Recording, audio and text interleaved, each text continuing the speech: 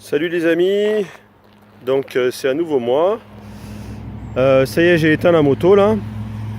Je voulais juste vous faire écouter un peu le son qu'elle fait. Donc voilà, la MT-09, la Yamaha MT-09. Donc toute de noir vêtue. Donc bon, c'est pas ma couleur préférée honnêtement. Moi je la prendrais plutôt bleue. Et si jamais je fais l'acquisition d'une MT-09, je pense que je ferai plutôt l'acquisition du modèle SP qui est dans sa livrée bleu électrique. Elle est vraiment très belle. Moi honnêtement le noir je suis pas trop un fan.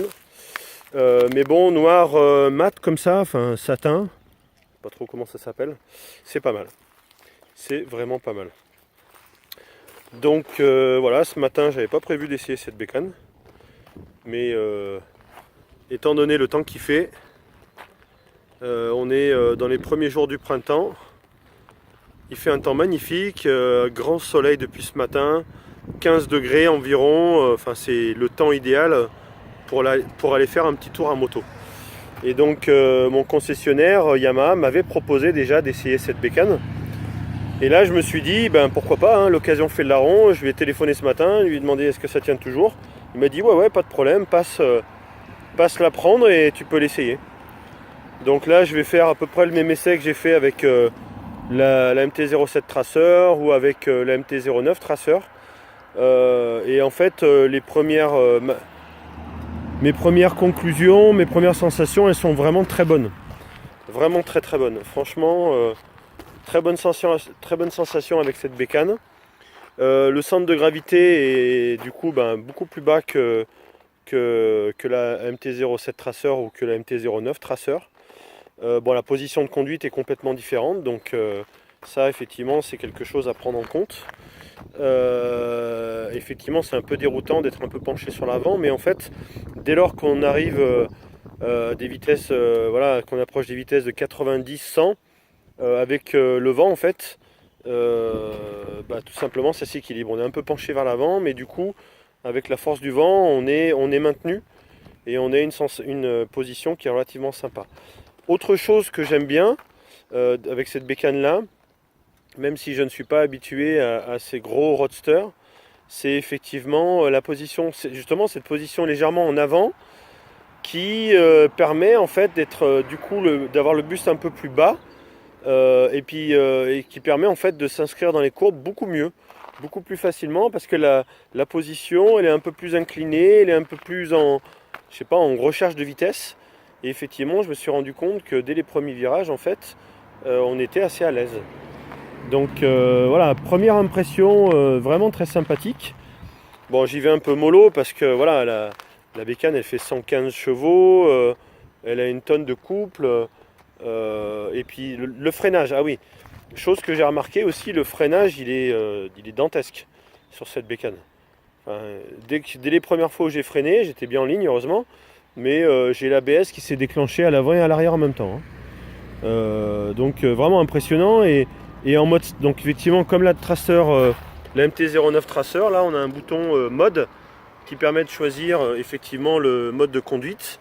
Donc je vais essayer de vous montrer entre le standard, le mode A super brutal et le mode B qui est plutôt dédié à la pluie. Mais le mode standard c'est déjà pas mal, hein. Et là j'ai le traction control qui est sur 2. Et ben, j'ai essayé de faire quelques accélérations un peu brutales. Le traction control il se déclenche direct, hein.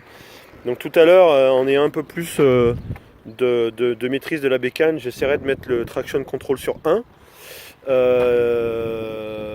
et sachant qu'on peut le désactiver, hein. Donc voilà, premières impressions vraiment très sympa, très très sympa.